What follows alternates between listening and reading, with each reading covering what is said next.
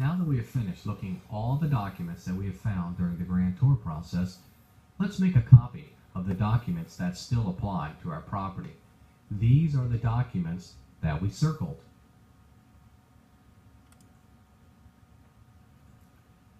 You should have a copy of the following. If not, you can print them from the Resources tab, and we'll be using them to fill out the title report. Generally, get a copy of the current vesting deed, and that's book 585, page 82. They only have one mortgage, that's book 794, page 514.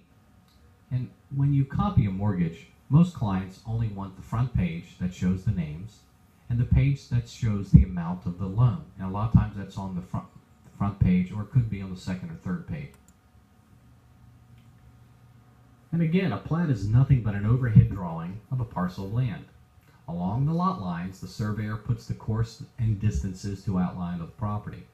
You will also see some of the following items on a plat: building lines, setback lines, right-of-ways, easements, covenants and restrictions. A lot of times are referenced somewhere on the plat.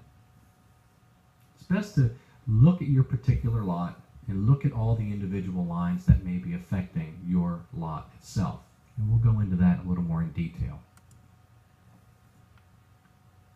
Look on the current deed in the legal description, and you will find a book and page of the plat. Go to the plat section and look in the plat book under that book and page. The plats may be on slides or in books. It just depends on your particular county.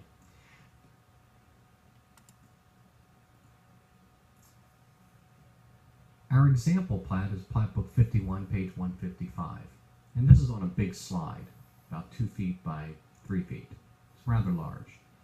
Look at the plat, pull it out, and find your lot. Our lot is number 69. It's right in the front of the subdivision. Looking closely at our individual lot,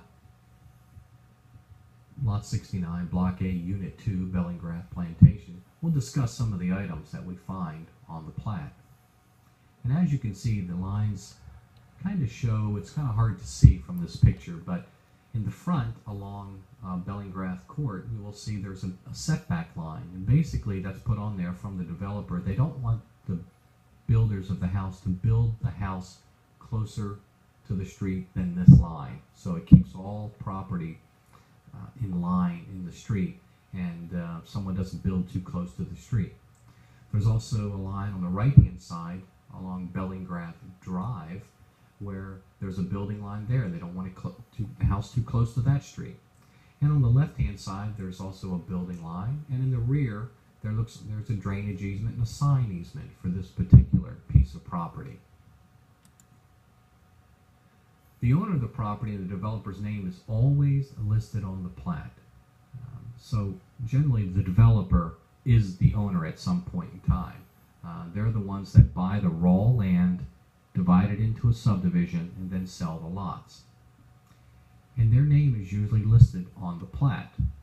If you have trouble with a title search, one way to kind of shortcut the whole grantor process is to go directly to the plat of that subdivision, look at the owner's name, which is the developer, write their name on the link sheet, and come forward from there running the lot that you're searching. And you can bypass a lot of the grantor process by doing this.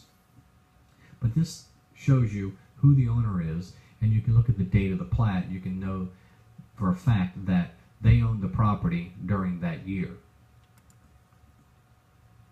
The exceptions that we found on this plat that pertain to our lot and should be included on our title report are as follows: the 35-foot building line in the front that we